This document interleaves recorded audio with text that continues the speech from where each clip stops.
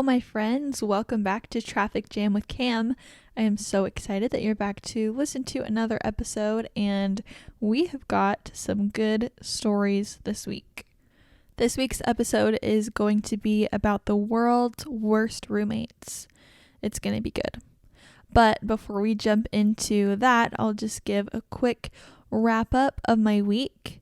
To start, can we just have a round of applause, please? I got my dental hygiene license. Hallelujah. I am a registered dental hygienist, and I can practice in the state of Virginia. Thank goodness. You guys, this process was almost 6 weeks long, waiting for my license to come. And I just found out a couple days ago, I was finally able to get a hold of someone from there that could kind of tell me the status of my license. Turns out that there was a mistake made, and one of my forms that was required was actually marked as received, and it was not received. And so on my end, it looked like everything was finished and everything was marked as completed as far as I could see. And luckily, this person got back to me and said, I just checked and it was marked incorrectly. We actually never received this form, and that's why you don't have your license yet. And I was freaking out because how would I ever know?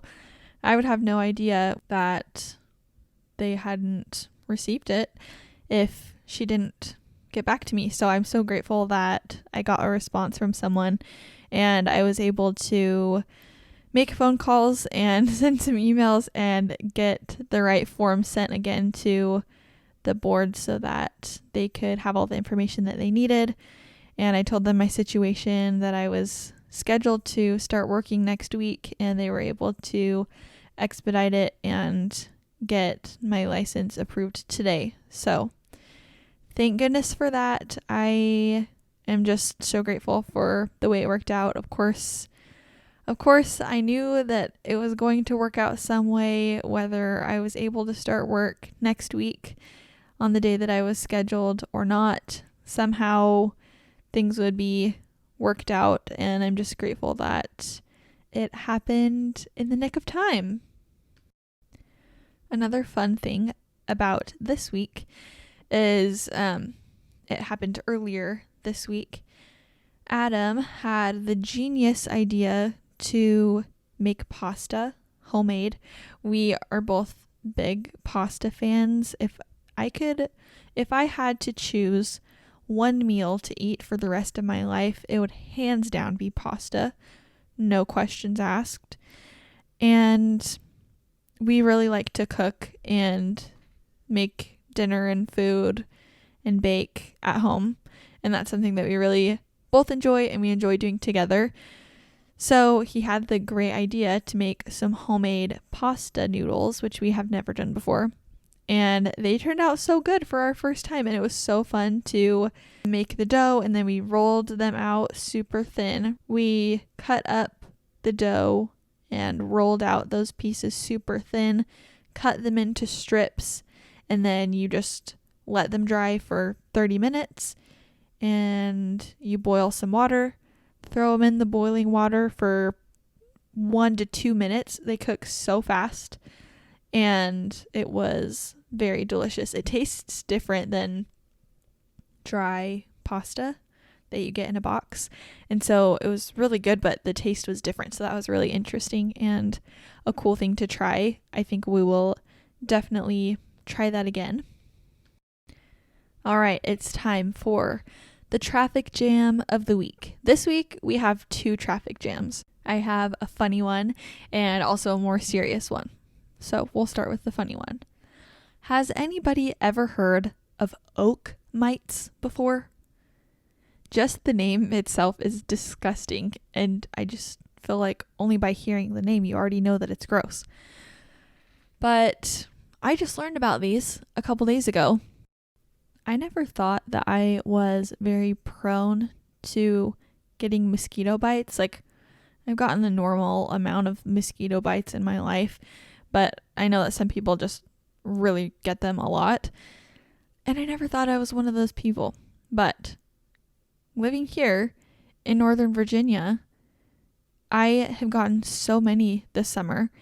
And this past week, I've gotten like 3 or 4 that have just like swollen up so big, and they're like super red, like more than normal, and just like way more itchy than normal. It's like the weirdest thing. And I'm not like outside too often. It's not like we're going into the forest to camp or anything. We went and rode bikes tonight. I'm outside when I like am walking from the car into like a store. Or earlier this week, we took our turtle Vern outside on our patio, and he was walking around in the grass for a few minutes. And that's about it.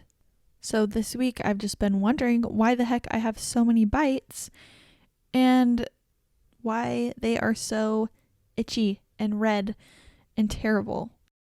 Well, turns out they are not mosquito bites.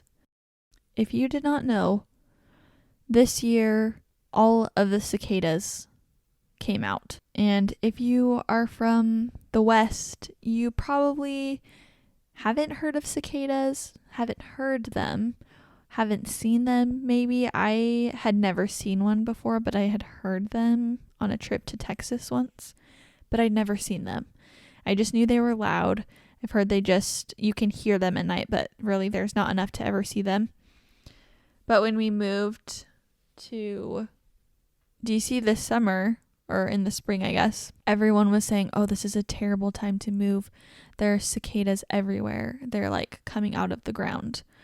Well, I guess this summer, every 17 years in this area, cicadas come out from underground and swarm the city. So, of course, this summer was the summer every 17 years that they come out from underground and attack the city. They were everywhere. They were on the trees. They were dead on the ground. They fly around in the air. They crawl on your windows.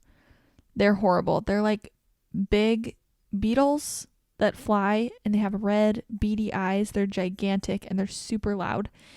And you could just hear them chirping in the trees. So earlier this summer, there was like 6 weeks that they were just like, the whole city was like infested, and they were everywhere. People had piles of them in their yard, all this kind of stuff. Well, they finally went away. They all died. Now they're gone. You can't really hear them anymore. But they left a little surprise for us. Because they die and bury again for 17 years, all of their eggs are buried like in trees or underground. And now there is something called oak mites that feed on the cicada eggs. And that is what bit me. Excuse me? I have never heard of an oak mite.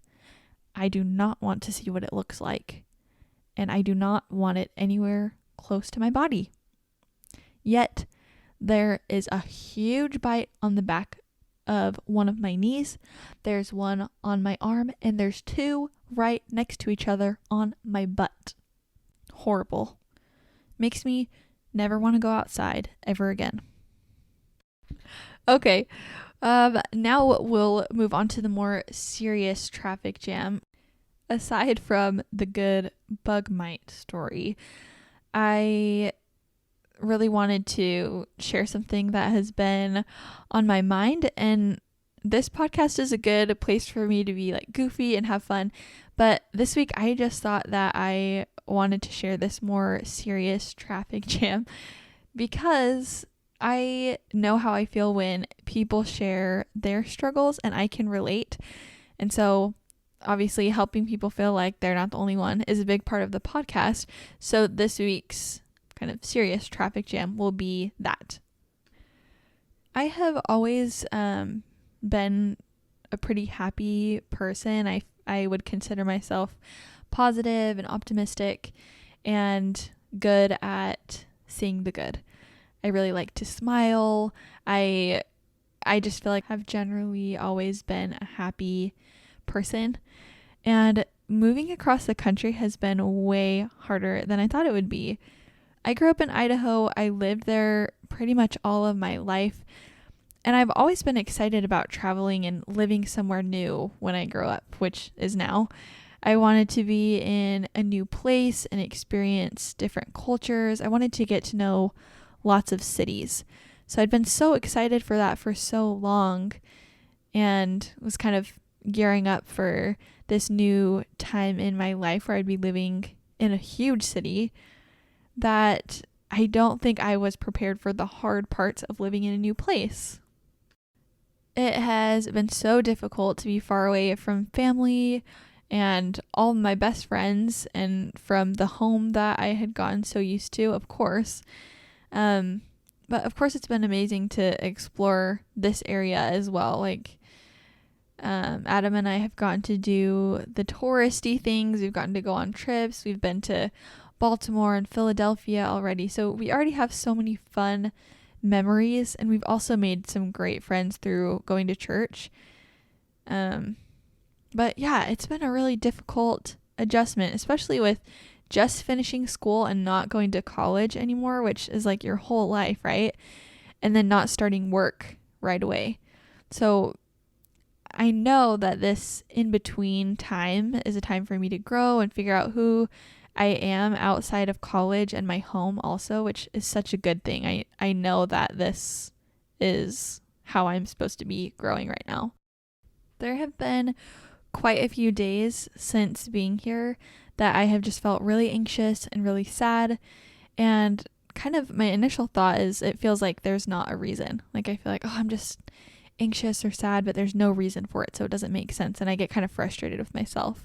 But really, there is a reason. And, I've had all of these huge life changes, and I've had a lot of good supporters and people reminding me like, yeah, you have gone through these huge life changes. Like, it's okay to feel like that. You do have a reason to feel this way, and that's okay.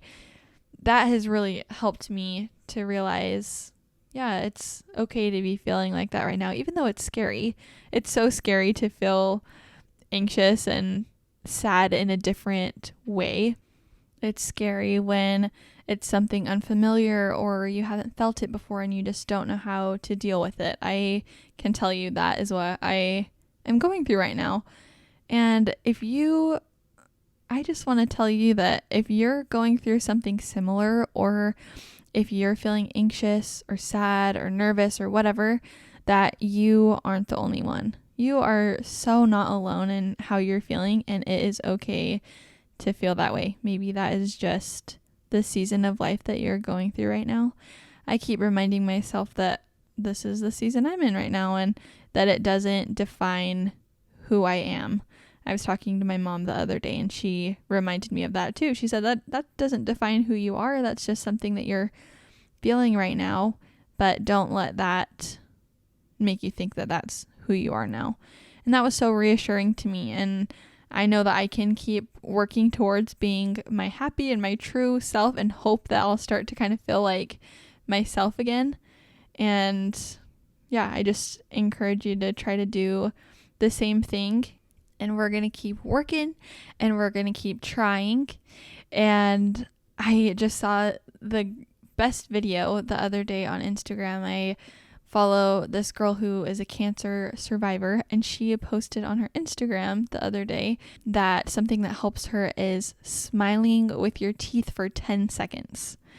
And I thought that was such a small little thing to do, but she was on this live video, and I was kind of watching it as I was doing the dishes, and she said, okay, stop what you're doing, smile with your teeth, and we're going to do it together for 10 seconds. I don't care if you feel silly.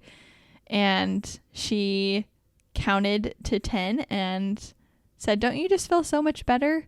And I totally did. And so I have written a little note on my phone to remind myself to do that during the day. And it is so helpful. And yeah, I encourage you to try that as well, because that's been a good thing for me. Okay, on to a lighter subject. We are going to talk about roommate horror stories. You guys, it's not a contest, but I think I might win with the number of worst roommate stories. I've had some bad roommate luck in my college days. And so I have a few to share with you guys, a few of my own. And then we also had some people submit stories as well. All right, I'll start with mine. We're starting from the beginning here. So I graduated high school in the spring in May, and then I started my first semester of college in June. So I started the summer term at my college. And so I didn't have much time in between high school graduation and starting college. And I was so excited. The apartment that I found to live in was a 2-bedroom apartment. And one of the rooms was a shared room and one of the rooms was a private room. So I was in the shared bedroom. And when I first moved in, I was told that for the summer term, there weren't enough tenants. And so I didn't end up having a roommate for the summer. So there was a girl in the private room, and then I had the shared room to myself for the summer. And that girl had already been living there for a while, so I was just the new roommate. And I moved in all my stuff, and for the first 2 or 3 days, I did not see her. Like, her door was closed, and I had no idea where she was. I was moving all of my things into the kitchen, and I would open drawers or like open the fridge, and everything that was that girl's had a sticky note with her name on it. Like, everything was labeled. And I just thought that was so weird because I was the only person moving in, and also she was the only person that was staying for that term. So the people, whoever was going to be moving in, knows that whatever is already there is her stuff. So that was just super interesting. So I just made sure not to touch her things. I put my stuff in a separate place, and I just wondered where she was. And that was so scary to have that be my first roommate or first apartment, because I did not know anyone there. I didn't have any friends that I was like moving in with. I was totally on my own. And then this other roommate that I was supposed to have was like MIA, and I was just totally by myself. And I was like, well, this is a great way to start making friends. How great. Well, finally, I'm sitting in my room one day, and I think maybe it was the first day of classes, and I hear her come in through the front door, and my door was open, and she just walks straight into her room across the hall, opens her door, and just like slams it shut. And I was like, oh boy. I don't think she's very happy. And she was in there for a while. I probably waited. I don't know if it was like that night or the next day that she came out and like went into the bathroom and was in the bathroom, went back in her room and shut the door, and then just went right out the door. Like, my door was probably open the whole time, but she was like on a mission. She did not want to talk. She didn't want to like see if anyone was there. She just headed out the door, and then she was gone again for I don't know how long. And I just thought that was the weirdest thing. I was like, okay, maybe she doesn't want to talk to anyone. I was trying to just be patient. I hoped that maybe she would come back this time and I would be able to talk to her. And that was not the case. She came back the next day maybe and went straight into her room and shut the door. I was so scared to do this, but I got up, and at this point already I was terrified of her. But I was like, I do not want to do this for the whole summer semester. Like, I need to meet and know who I'm living with. So little 18-year-old me, I just get up and walk across the hall to her door, and I just knock on her bedroom door. And I was like, hello? And for a second she didn't answer, and I was like, oh crap, she's just gonna ignore me. And then finally she comes and opens the door and just like kind of gives me a bad look. And I was like, hi, I'm Cameron. I just wanted to introduce myself. I just moved in a few days ago. And she was like, oh, great. Okay. And that was pretty much it. And I was like, all right. So like, and I think maybe I asked her a couple questions about herself and she was just not interested. And I was like, all right, good talk. And I think I just went back to my room and started doing something else. And that's pretty much how it was for the whole semester. It was so bizarre. Like, I would be in the kitchen eating dinner or making food or something, and she would come home, and the kitchen was kind of facing the front door. So she would come in through the front door and I would say hi and like say, how's it going or something. And she would just ignore me and just walk straight to her room and shut the door. That was the most awkward thing ever. Luckily, she moved out after that summer semester. I think she graduated. I actually asked her how old she was once, and she said she was 26. And I was like, oh, I'm 18. This is my first semester of college. She did not care. Like I said, she moved out after the summer semester, and then 2 other girls moved back in. So one girl moved into the private room, and another girl moved into my shared room to be my roommate. So there were 3 of us total. And the one that was in the private room was, again, pretty quiet, and she mostly kept to herself.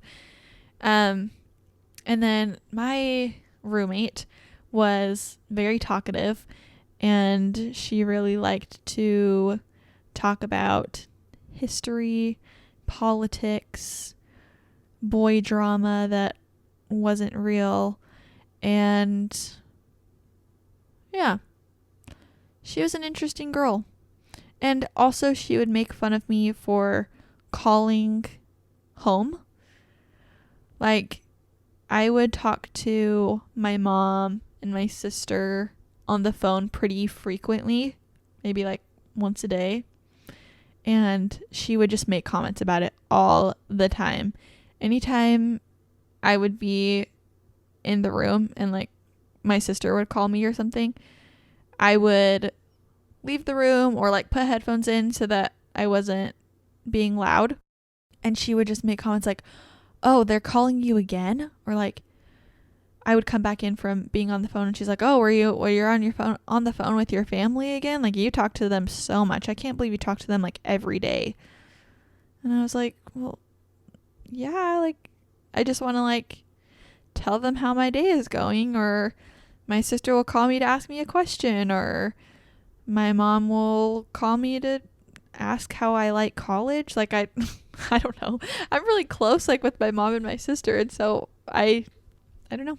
I talk to them almost every day, but she just really didn't like that for some reason. So it got to the point where if I wanted to call or they were calling me, I would just make sure that we weren't there at the same time so she wouldn't say anything about it, because yeah, she did not like that. Then after about a year of living there, I moved to another apartment building that was just right around the corner. And this apartment was a 3-bedroom apartment, and all of the bedrooms were shared. So there were 6 girls total, and 5 of the girls had already been living there before. So I was, again, the new person, and I was the 6th roommate. So I just moved into one of the beds that someone moved out of. So I just got assigned to the empty bed. Well, I figured out pretty quick why the roommate that had lived there before probably moved out. So the room was set up where, you know, there's a bed on either side, there's a dresser on either side, and then kind of straight ahead, like if you're looking towards the foot of the bed, there's like a closet, and there was 1 closet per person. So kind of that whole back wall was just closet space. So the room was kind of evenly split, just right down the middle. I will tell you that you could see a line almost where her space ended and mine began. And this is because the floor was covered in dirty clothes, clean clothes, trash, food, dirty dishes, books, shoes, you name it. The closets on that back wall, they had doors that like fully closed, and her doors were always open because there was just junk spilling out of it. It smelled so bad. Like the room was just so stinky. You would walk into it and it was just like a fog. And you could just smell the dirty clothes. The bed was never made. There was always like food, like bags of food, like pushed to the end of the bed, and then she would like sleep on it. Yeah. The closet just overflowing with stuff. The bed never made. There's stuff coming out from under the bed that I don't know how long has been there. And also that apartment did not have AC. The only thing we had was a swamp cooler. And I don't know why they call it a swamp cooler, but it didn't even work at all. And it was like in the middle of summer and so hot. And a stinky roommate. That was pretty bad. I was only there for a semester because I was like, heck no, I'm out of here. But that was pretty rough. I never got used to the smell. Now, I hoped at that point that my bad roommate stories would end, but they didn't. So more entertainment for you, right? The next semester, I moved into an apartment complex that was 6 private bedrooms. So it was all girls, but all private bedrooms, which I was so excited about. I thought, okay, at least I'm not going to have a roommate. So I can kind of be on my own, do my own thing. I can keep my space clean. And yeah, I thought that would solve things, but my bad luck didn't end there. I was moving my stuff up on the first day, and I was like on the 3rd floor. So it was quite a hike. And I was almost to the top of the stairs when one of my soon-to-be roommates was coming out of our apartment door. And I said, hey, are you in this apartment now? My name's Cameron. I'm just moving in too. And she looks at me and she goes, yeah, I don't have time for that. I'm only going to do the whole introduction thing one time. So if you could just save it, then I'll just do it when everyone's there together. So I only have to do it once. And then she just kept on walking down the stairs. And I was just shocked. I just stood there and I was like, no, please, no, this cannot be. Please do not tell me that this is going to be one of my roommates. But it was. That semester, I also wasn't rooming with anyone that I knew, but the other 5 girls in the apartment, no, the other 4 girls. So there were 6 of us total. So me, the girl that was grumpy, and then 4 other girls. The 4 other girls were so awesome and so nice, and we found a way to get through that semester. And I'm so glad that I met them. But we all kind of struggled with this grumpy roommate. She had a curtain that had little cherry blossoms on it, and she would hang it up in the middle of the hallway. So you walk into the apartment and you see the living room and the kitchen, and then there's just a long hallway that goes straight back, and all of the rooms just kind of branch off from that hallway. So her room was at the very, very end, and mine was the very first room. And she hangs up this curtain in the hallway right in front of my room. So in between, like where the kitchen and the living room are, and then all the way, like dividing that, and then the hallway to the back. And it was like a thick, big curtain, and it went like all the way to the ground. And I thought, if two people, like if I'm walking one way and someone's coming the other way, we're going to like slam into each other. There's no way of me seeing somebody coming. And also I didn't want to like have to brush it aside every time I walked into my room. But I didn't say anything for a couple days. The other girls didn't really like it either. And eventually, I think one of us asked her, hey, could you move it to like outside of your room or maybe like a little bit farther down the hallway? And she did not like that, but she did end up moving it closer to her room, but not all the way in front of her room. She moved it like a third of the way down the hall. And it would like fall down in the middle of the night and make like a loud noise, or we'd have to like step over it. No one knew how to hang it back up. She would get mad because she thought someone knocked it down. She had a TV in her room and just blasted it late into the night. She like never slept, it seemed like. And I was lucky because I was in that first bedroom and she was in the very last one. But the poor girls that were next to her room, they just said they had to put in like earplugs and headphones and they couldn't sleep because like the TV was just booming, and I could hear it from my room but not loud enough to keep me awake. And we had some problems with that one. And whenever we would try to all get together or like kind of have a roommate meeting or something to see if we could kind of talk about it, she would just get so frustrated. And anyway, we weren't able to resolve any problems with her and ended up talking to the office, and they moved her out of our apartment into another apartment. Just when you think that's the end, I have the best one. The best for last, really. I've saved the best for last. Not by choice. So this cherry blossom curtain roommate moved out into a different apartment, and the lease was a year long. And so this roommate moved out after one semester, and another roommate moved in for the last semester. This new roommate that we had move in for the last semester, she was from Africa, and I don't know how long she had lived in Idaho for, but she was going to school where we were going to school. I have never had an experience like this before, and I texted another one of my roommates at that time and just kind of asked her what she remembered about this roommate, and this is what she texted me.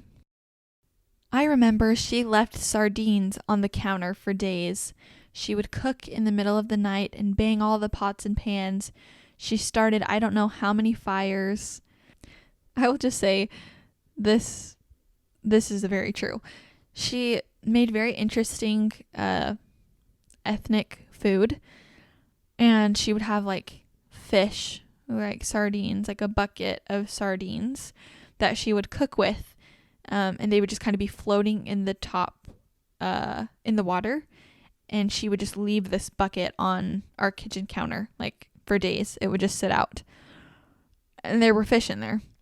And she did cook in the middle of the night, so we didn't see her in the kitchen too much, like during the day. But then all of us would go to bed, and she would like go into the kitchen and turn on the light and start making food. She also did start a lot of fires, almost. I don't know how many times our fire alarm went off, but it was so frustrating, like probably at least 2 times a week. She would put food just straight into the oven, like on the rack, not on like a pan and not on a plate or anything, not on a dish. She would just put food straight into the oven and just cook it on like the bars. And stuff would fall down, and our kitchen would just be filled with smoke, and the fire alarm would go off, and we'd have to like run out, open the front door and try to kind of like fan it out. We would like use a broom and fan in front of the fire alarm to try to get it to stop. And she would just stay in the kitchen and just keep cooking, just let us try to turn off the fire alarm. Yeah, crazy. My roommate also, in her text, she also said, had her boyfriend sleep over, we actually preferred him over her. And she cussed us out over doing absolutely nothing. Also true. So there were 6 of us in the apartment, but her boyfriend was our 7th roommate, we would say. He slept in her room with her every night, which I don't know how. We had tiny twin beds that are stacked 6 feet high. But yeah, he would cook in our kitchen also, and it was very uncomfortable sometimes, but also he was much nicer than she was. So we tried to be buddies with him. And there was one night where I think we were all trying to go to bed, and the 2 of them were in their room just laughing and screaming and talking, and music was like playing at the same time. So it was just so loud, and none of us could go to bed. And one of our roommates went over and knocked on her door and said, "Hey, could you turn it down?" And then she turned up the music. And then a few minutes later, this brave roommate again went up and said, "Hey, please, we're trying to sleep. It's like 11 o'clock. Can you please turn down the music and be quiet? The rest of us really need to sleep."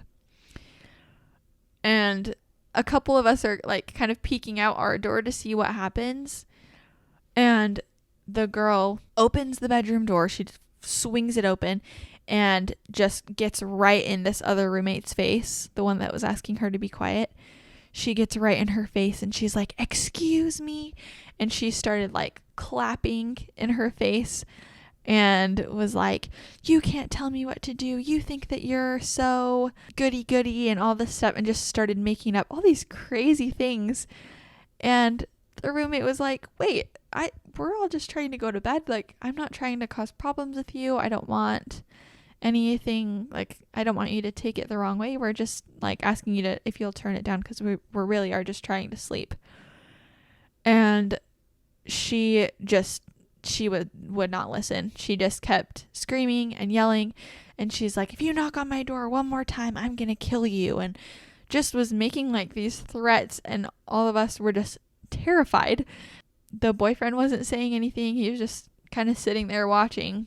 And we all went back into our rooms, and we can hear her come out of her room, and she flips on like all the lights in the apartment, and she's just stomping back and forth up and down the hall, just screaming and saying, "You guys, calling us all the B words and saying all kinds of stuff, calling us terrible names, just stomping up and down the hall, clapping and talking to us, even though all of our doors are closed." Oh, it was so scary. I did not know what she was going to do that night. But luckily all of our doors locked, so I made sure that mine was locked. And we just tried to survive through the end of the semester.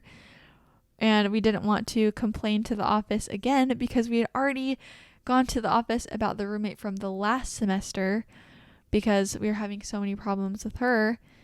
And oh man, it was a rough 4 or 5 months.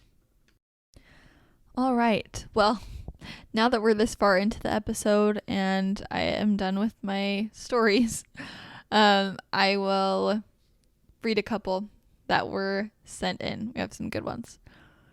So this one says, "Okay, this isn't my story, but my friend told me this just a couple days ago. Her roommate recently moved out, so she was spilling the beans on all the weird stuff that she did while they were living together. Apparently, she would eat all of my friend's food in the middle of the night and claimed she did it while she was sleepwalking. She would text my friend the next day and be like, 'Sorry, I was sleepwalking last night and I ate your food.' It was kind of suspicious because people usually don't remember when they sleepwalk, but she would always remember and provide an itemized list of everything she ate. Maybe sleep eating is a real thing and I'm just being harsh, but I would be so annoyed. Haha." Oh my gosh. Can you imagine? "Sorry, I was sleepwalking and I ate your food." That is hilarious. Okay, next. She says, I had a roommate who I did not trust with her sense of smell. She had this perfume that was awful, to the point that I had a guy at church ask me what that smell was. Yikes. One day she decided to spray the whole front room of our apartment with a fall scented spray, and it was so bad I couldn't hang out there for a week. It was awful. Oh, roommates that like spray perfume or have awful smelling candles or like strong smelling things, that is the worst. Okay, next. She says, one roommate was very much a rule enforcer. She was great to live with as long as you weren't testing the rules of the apartment complex. Our first semester together, she told me she didn't feel comfortable with me having a boy over past curfew. But by the end of our second semester, her boyfriend was staying the night in the room she had to herself. When we asked her about it, she claimed that it was an accident. That happened 3 nights in a row? And that he fell asleep at the desk and she fell asleep in her bed while they were doing homework. She was a sweet girl, but I really doubt that. That's so interesting. I've definitely heard some roommate stories like that. Those rule enforcers, they'll get you. Okay, another one. My very first weekend ever with roommates, my roommate decided to make tortillas for part of her lunch. Smoke in the entire apartment, just everywhere, and it was thick. I went back to talk to some of the other girls, and one of them was hiding in her closet trying to avoid the smoke. That was my introduction to sharing a kitchen. Oh my gosh. That is a terrible first experience. But that happened to me too with my roommate, that last roommate that I had. That was a smoky kitchen. Oh, I'm so sorry. Okay, next. She says, first day moving into new apartment. When I got to my shared bedroom, both of the beds were taken. I went to the office to make sure I had the right apartment number and room assignment, and they confirmed that I did. The rest of the rooms were already taken too. I tried to talk to the roommate in my room and ask who the other guy was, but it was hard to understand him because English was not his first language. I figured out that the other person in my room was his brother coming to help him move, and he was sleeping in a sleeping bag on what was supposed to be my bed. So the first night of my first semester of college, I slept on the couch in the living room. Oh, can you imagine? That was so terrible. Sometimes when I hear these roommate stories, I'm thinking, oh, why didn't you just say something? Or, oh, I wonder what I would have said in that situation. But it is so scary to confront roommates because you know you're going to live with them and have to deal with them who knows how much longer. It's so hard to say something when you don't know how they're going to respond. Next, he says, I had a roommate that worked at Little Caesars. He brought pizza home all the time and rarely shared with us. Most times he would take 2 to 3 bites out of every slice so that nobody else would eat it. Then he would leave it out for a day or two and never finish it, so we always had to throw it away. One night we were surprised because he said he brought us some cinnamon sticks from Little Caesars. Later we tried it, and the sauce we thought was cream cheese drizzle was actually garlic sauce that he accidentally put on the sticks, and that's the only reason he shared. Oh my gosh, that's disgusting. This one says, I had to move into an apartment short notice and didn't know any of my roommates, but all of the roommates were buddies. They were all freshmen and too young to buy alcohol, so they would ferment their own alcohol under their bed. That is so gross. It also says there was never counter space in the kitchen because it was filled with their dirty dishes, and they would stay up all night playing Dungeons and Dragons. Merciful heavens. That sounds like my worst nightmare. Last, but definitely not least, this might be one of the worst, if not the worst. It says, my roommate would hunt and collect spiders to make them fight to the death. There would be small boxes and containers around the apartment with spiders in them, and they would collect them and make them fight to the death. Excuse me? Why? Why on earth would you ever do that? I cannot imagine. Fighting to the death. I kind of want to see it, but I also don't. All right, that is going to wrap up our world's worst roommate episode. And if you have more terrible roommate stories, please, you can always email them to me and we will totally do another episode because I love these story ones. They're so funny. So, as always, new episode every Monday. Message me on Instagram or you can email me for story submissions, requests, questions that you have for me. Thank you guys for listening to Traffic Jam. And don't worry, you're not the only one who is feeling anxious. But we got this. Okay, bye.